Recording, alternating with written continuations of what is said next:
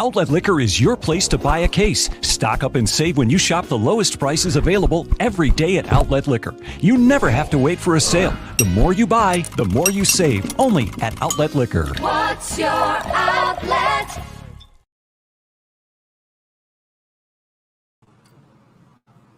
Welcome, everybody, to another edition of I'll Hang Up and Listen.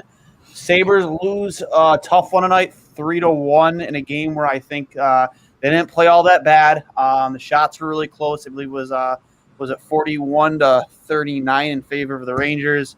They had a late goal there in the second by Sam Reinhart, who's been on an absolute heater. Ukko-Pekka Luukkonen, his second start in the last three or four games. A very impressive outing, 38 saves on 41 shots. Definitely not on him in that third period. You can't give up that many penalties in one period. Cullen, just your thoughts. Yeah, they played well in the first period, went in tied at 0. Reinhart was fortunate enough to get that bouncing puck around. It seemed like he worked for that goal at the end of the second. Tied up 1-1, and then, like you said, those penalties in the third period, you can't afford to take those in a game that's 1-1, especially after you go on the power play and you can't convert to go up 2-1, and then you take the Tage penalty after he gets wrecked, wants to retaliate. Might have been a soft penalty, but you can't do that, and then you get the delay of game penalty, and that was a tough one. Because that was definitely deflected. Yeah, for sure. But he had the chance to go up 2-1 and then maybe not even be in that spot in a 5-on-3 late in the third, and that third period really hurt the team tonight. Yeah, you're not wrong. It sucks too because again you got such a good performance out of UPL, second time playing this season as a rookie. Looked very calm as a goalie. I like to focus on stuff like that. Obviously made a highlight reel save with his noggin there on Adam Fox, point blank. And you just, you saw a lot of the play progress and the development progress of players like Matthias Samuelsson, who has surprised a lot of people. I know, Paul Hamilton, I don't agree with a lot of the things he says, but he made a good point during the intermission about a play he made on Panarin that usually only you see veteran defensemen plays. How he readjusted to a play on Panarin and took the puck away from him, and in the process, it was kind of not a desperate play, but didn't take a penalty in doing so. And I agree with him. You don't normally see only veteran defensemen, guys like maybe a Hedman or a Shea Weber be able to make plays like that, in transition. So, that's been a breath of fresh air. The play of Will Borgen's been a breath of fresh air. Even Jacob Bryson, the defensive corps for this team going forward does look pretty bright. And again, Sam Reinhart playing at center. I am a huge advocate. I was never an advocate of paying Sam Reinhart a boatload of money to play on Jack's wing because I'm a true believer that any elite center can get production out of average wingers. I believe Sam Reinhart is more valuable to this team at center ice. It provides you with a lot more depth down the middle, having him at center, and then you can slot in Dylan Cousins as your third line center, which, that'll be the most depth down the middle that you've had probably from Freer and Drury when we were with the team over a decade ago. Honest to God, it's really great to see Sam finally, really fulfill his potential at the position we drafted him at. Mm-hmm. Yeah, and he's been on, like you said before, he's an absolute heater this month. He kind of carried me to an almost victory in the first week of my fantasy playoffs because he just was producing. He had that hat trick, and then tonight he had that goal that kind of gave us a spark of energy going into that third period. So, yeah, when he comes back, we love seeing his production with Eichel in the past, but Reinhart without Eichel out there has been proving that he can make it on his own. Like, everyone who says that Reinhart can't do it without Jack, go watch all the highlights from the month of April, and you'll see so many Reinhart goals because he's been able to do it all. That goal he had tonight, he somehow kept it at the line, was able to outwork everybody, tap it. Great pass. That I think it was. And then, and Reinhart knew he had that angle on that one-timer in front of Dahlin because Reinhart's the righty, so he's able to walk in and step right into that shot and fire it in. So yeah, we need to keep Reinhart on that center position. I know how bad that we wanted to see him and Eichel and Hall play together and play well together, but Hall's gone, Eichel's hurt, and Sam has stepped up into the role that we need him to. And then it's good to see those young guys that are out there working hard and trying to be the best player that they can. UPL had 38 saves. You can't blame him for this loss at all. I mean, I don't put any of those goals on him. Yeah, exactly. And 38 saves in his second game. That's over 35 saves in both his only 2 games. That's incredible. And then, like you said, Borgen had one heck of a game. Samuelson, the play you're referencing, I think is the one on Panarin's breakaway. That's such a great play and able to get back and, like you said, not draw a penalty, not give Panarin a penalty shot, because he's one of the premier players in the league. He's probably 7 times out of 10 he'll score, especially on UPL, who hasn't faced any penalty shots or shootout this season. So, yeah, Samuelson, great game by him. And it was just those errors in the third period where you take the penalty and because you got decked coming into the zone, and then you get unlucky and the refs don't see a clear tip that sends the puck over the boards, and you end up losing the game 3-1. Yep, and let's not forget the second fight of the year for Dylan Cousins, really showing a lot of leadership from the young 19-year-old kid. Got her here, fight off your – I'm going to say your demons. Maybe give me a right pronunciation there. But for real, when it's a Dylan Cousins, Jake Paul fight, I don't think Jake Paul wants anything to do with Dylan Cousins. Let's be honest. But it's been great to see Dylan Cousins really step in, stand up for his teammates on that hit from behind on Kajula for sure. And the one thing I am getting tired of though is to see, when stuff like that happens, just kind of see people kind of rag on Jack Eichel and like, oh, he's more of a leader than Jack Eichel. People forget Jack Eichel fought last year too to try and spark his team. Like that, you shouldn't be asking that from. I get it, when you wear the C, it comes with certain responsibilities, but asking a guy like Jack to fight is no different than asking Connor McDavid to fight. Exactly. Like, what sense does that make? Like, leadership isn't just dropping the gloves and fighting people. Dylan Cousins is maybe a little bit more built for doing things like that. Jack Eichel isn't that guy. He's never going to be that guy. So stop asking him to be that guy. He's never going to be that guy. So I'll just end it there because I saw a lot of that on Sabres Twitter. I just get away from that. No, he's never. You're going to ask Austin Matthews to drop the gloves? No, absolutely not. Like, that's not his job. And it hasn't been. Like, you look at the Penguins over the years, Crosby wasn't one of those guys who's going to go out there and get in a fight one game a week. Like, he wasn't that guy. These guys are captains because they lead their team on the ice and in the locker room in other ways. Like you said, it's not all about going out there and trying to retaliate and drop the gloves. And it's nice to see that we have someone, even if he's such a young guy in Cousins, that's willing to do that. Like, we'd like to see other guys step up. But it's nice to have that guy that's so young, but he takes such pride in what he does and who he plays for that he's willing to risk it all for his teammates. Mm-hmm. Yeah, it's again, it's just that I just feel that Dylan Cousins is a guy again that's more built to do that. Like, that's more a part of his game. You got Stevie Business here, Austin Matthews, but he's the same. But honest to God, it was between Tavares and Austin Matthews for the C. And if Austin Matthews doesn't drop his pants with a female security guard, and get arrested, he probably is wearing the C right now. But the point is, he's the same. In terms of what he means to his hockey team, it's no different for Austin Matthews, the Leafs, as it is for Jack Eichel with the Sabres. They're both the same guy. Like, they're their go-to guy. John Tavares isn't the go-to guy in that sense. Like John Tavares, he is a leader. But in terms of an elite goal scorer, an elite playmaker, young talent, fast up the boards, that's what Jack Eichel is. That's what Austin Matthews is. Those guys aren't going to go out and fight. Neither is Tavares. Come on, Tavares isn't going to fight anybody either. So I don't know. I hate seeing those comparisons. Like, leave the guy alone. Like, the guy played hurt all season, bum ankle, fractured ribs, played through that, still put up 18 points in 21 games.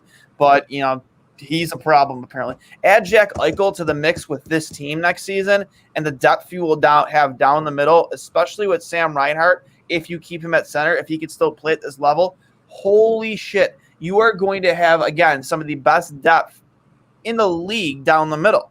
I don't think that's even like debatable. If you can get that production out of Sam Reinhart as your second line center and Dylan Cousins as your third line center, I mean, I don't like saying Casey Middlestat should be your fourth line center, but look at that depth down the middle you're going to have. It's going to be insane. Mm-hmm. And again, just to see the development of your young defensemen, and hopefully they take the steps necessary to progress to contribute more next season. I keep talking about next season in these I'll hang up and listen videos, but it's true. It's so true. Like the future looks so bright for this hockey team right now. And you're coming into another offseason where you can sign guys on cheap contracts, cheap short-term deals because of the economy and the world we're living in right now. And much like this last free agency period, where you have guys who are better than good, better than average hockey players signing short-term $1.5–2 million deals. That's what Kevin Adams needs to do this offseason in free agency. He needs to sign a few guys like that on short-term deals to give these guys like Bryson, like Borgen, like Cousins, like Samuelson, more time to develop and not put all this unnecessary pressure on them this early on their career. Let them flourish, let them develop, in certain roles. Don't ask them to be 25-minute-a-night guys right away off the bat next season because you tried doing things like that with Casey Middlestat. It didn't work right away. It took Casey longer than you would have hoped to develop into the player he is right now. So, again, yes, it is hard. It is hard not to talk about next season. It is.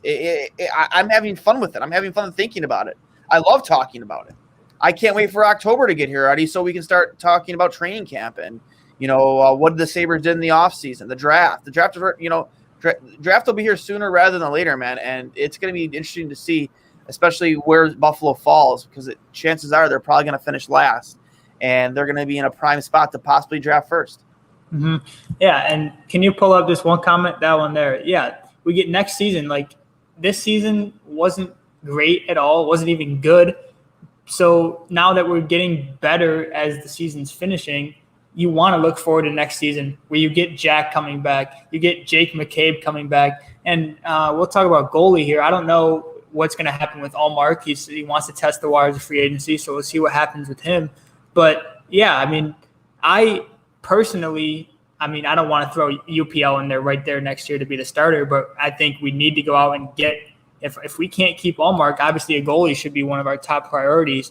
But, yeah, like you said, going out and getting some guys that can play ahead of these young guys so they're not forced to go out there and play 70 games next season or even 65 games where you have guys that they can develop under, because we don't want another Casey Middlestat situation. Like you said, we don't want a guy who's supposed to be the next great guy and we throw him in there and you pressure him too much. Like, this season is great. Yeah, throw these guys in the last 20 games of this shortened season and see what you can get out of them so you know what you have going forward into this upcoming free agency. But you don't want them all to have to play 65, 70 games next year if it's a full season again. So go out and get those guys. Obviously, goalie is the top priority. But if you can find those guys to come in and play alongside Jack, play alongside Sam, and then play alongside the youngest and one of the best guys on our team right now, it seems like, and leaders, his Cousins, put some guys next to him, and you'll see what you got going forward, and then you can start to weave those guys in if those veterans aren't able to produce like we expected. They're signing a short-term deal, so it doesn't really matter. Short-term and fewer money than you would have expected. So you can take them out and insert those young guys back in because you know they're capable based on what we've seen over the past month or so ever since the streak ended. Yeah, and you know what? There are a lot of interesting names. I'm looking here right now in free agency in 2021 in the goaltending market. Topping the list is, possible future Hall of Famer Tuukka Rask. Right after that, Pekka Rinne, Frederick Anderson, Devin Dubnyk, Antti Ranta, Another one, Philip Grubauer, Peter Mrazek. There's going to be a lot of goalies available in free agency. And, I would absolutely – I can't see Tuukka Rask coming to Buffalo. If he leaves Boston, he's not going to go to a team that's in the middle of rebuilding. Pekka Rinne too. But, again, every goalie has their price. But maybe you can grab a Frederick Anderson. Maybe you can grab, an Antti Ranta or a Peter Mrazek, a guy that – if you do bring back Omar, can be a very solid backup for you. You have to address that. And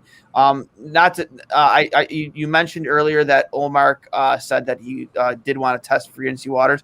It was redacted, I think, the very next day by. Oh, really? Yeah, he said. Okay.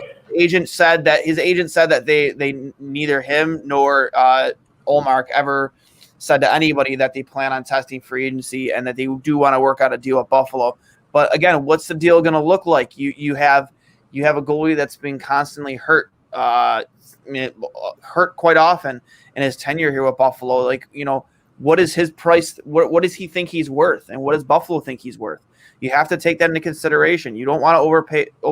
I'm not about overpaying goaltenders, even though I am a goaltender. I do not agree with paying goalies a lot of money because I think it's been proven too many times in the past that you can win with average goaltending. As good as the LA Kings were and as great of a playoff goalie as Jonathan Quick was, he wasn't an elite goaltender. Corey Crawford has 2 cups. Antti Niemi, a cup before that with Chicago. You look at Pittsburgh. I mean, Fleury, at a time in his career he was elite, but Matt Murray has 2 cups. He's not elite. He's not a phenomenal goaltender. He's average at best, and he has 2 cups. Just proving that if you just build the team in front, and obviously manage your cap well, you can easily win, be successful, and be able to have the ability to sustain success for a long period of time. If you just manage your cap right, you build in front of your goaltender rather than do what like Montreal has done in the past and pay Carey Price $10 million, or Florida, who pays, Sergei Bobrovsky $10 million, and he's not even starting consistently. It's mind blowing to me to ever pay a goalie more than the max $6 million in a season. That's my line. That's as much as I'm ever willing to pay a goaltender. If they want more than that, see you later. I'd rather spend that money on offensively or on my blue line. Mm-hmm. Yeah, exactly. You have to be able to score the puck. I mean, yes, an average goalie is going to stop. I mean, UPL stopped 38 shots tonight, and all 3 goals were not his fault. So you get a guy like one of those veterans who can come in, or even if Allmark, if he can stay healthy, he's going to hold down the fort enough. And next season, when you got these young guys that have proven they can play, you get Jack coming back, you get these free agents coming in, you have to be able to put the puck in the net. Yes, you obviously want to stop as many as you can, but if you can hold the other team to 2, even 3 goals with this offensive firepower that this team should have, you should be able to win games and be a successful team and not take losses where you're losing 5-1 or 6-4, because 5 goals is unacceptable, especially this season when you haven't been able to produce offensively. You have no shot of winning any games if your goalie is going to let in 5 goals. Yeah, I agree. Only a handful of games left here for the rest of the season. Let's hope the Sabres have some more good showings. And I think I'm all on board the Donnie Meatballs train here. I think he should be the next coach of the Buffalo Sabres, just based off what he's gotten out of guys like Casey Middlestat, how his game has turned completely around offensively. The reemergence of Rasmus Dahlin, he looks better and better every single night. What he's been able to get out of even Tage Thompson, which is, to me, is unbelievable.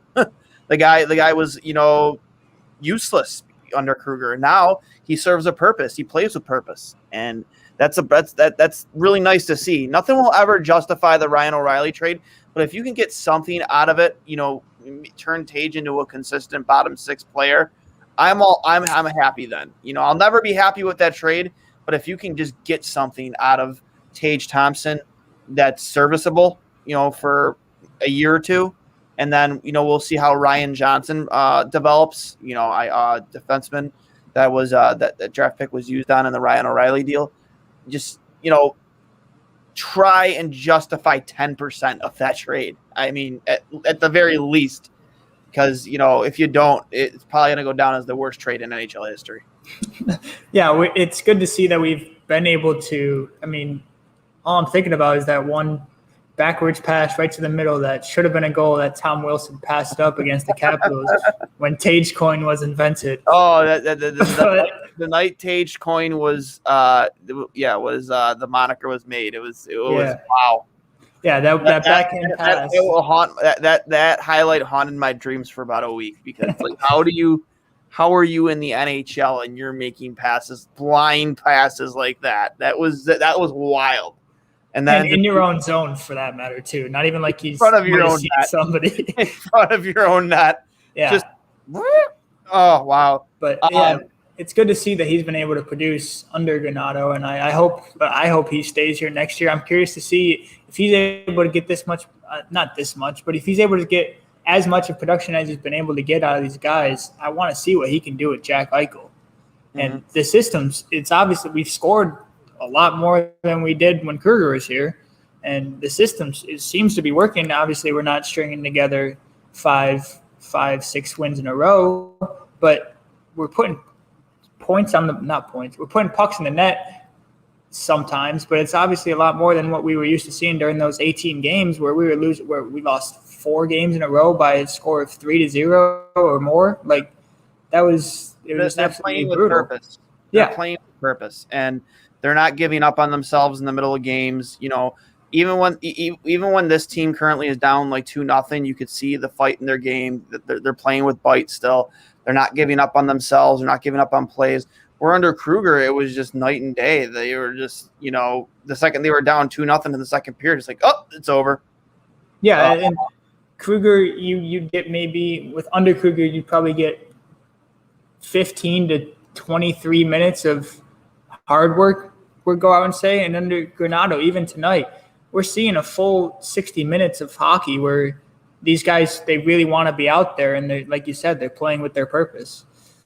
Fight off my fight off ride. Again. I'm still holding myself to buy in the Tage jersey if we had 40 points. 2 goalies, one Mike will hold it to you too. And like a couple last few comments. I'm good with Granato. He has let players play free into their strengths. Weird, huh? Agreed. It's weird what happens when you have a bunch of offensively talented players and you put them in a position to, to utilize that talent to the best of their abilities. Weird, how the goals just come and you're not losing as often and you're just not out of games as often. Weird. You wonder what this team would look like again if you had your number one center, your starting goalie, and probably your best stay-at-home defenseman not injured. Just saying. To the person above me, I'm pretty sure I can outskate Playoff Post. I have screws in my ankle. Yeah, I mean, he's up for the the Rick Martin Award that the Sabres have every year? I saw they listed like their last 7 finalists, and it's like on ice performance and leadership off the ice. And Kalak Poso was one of the 7 finalists. I figured you'd get a kick out of that. Whatever, man. He's a waste of a roster spot. I don't care what he brings to the locker room, man. It doesn't equate to wins on the ice and never has. So, fight off your demons. All right, I got it. We got it. Fight off your demon. I get it. Should be Samson. I agree. I think Samson. I think Reinhart does deserve that Rick Martin Award. Next season, boys. I love it. Okposo plus Risto plus Plix. Seattle Eagles hang a banner for Kevin. Agreed. I do agree with that. If you can unload easily $9 to $10 million off your cap between those 2 players, 100%, build the statue for Kevin Adams in Alumni Plaza. So, guys, it's been a lot of fun. We will bid you adieu. It's been real. Unfortunately, we couldn't get that one in the garage tonight and get a W, but a lot of things to be happy about. Another great performance by UPL. Sam Reinhart stays in the heater, and these young defensemen still look good. So, again, guys, I will hang up and listen for intern Cullen. Good night, and let's go Sabres.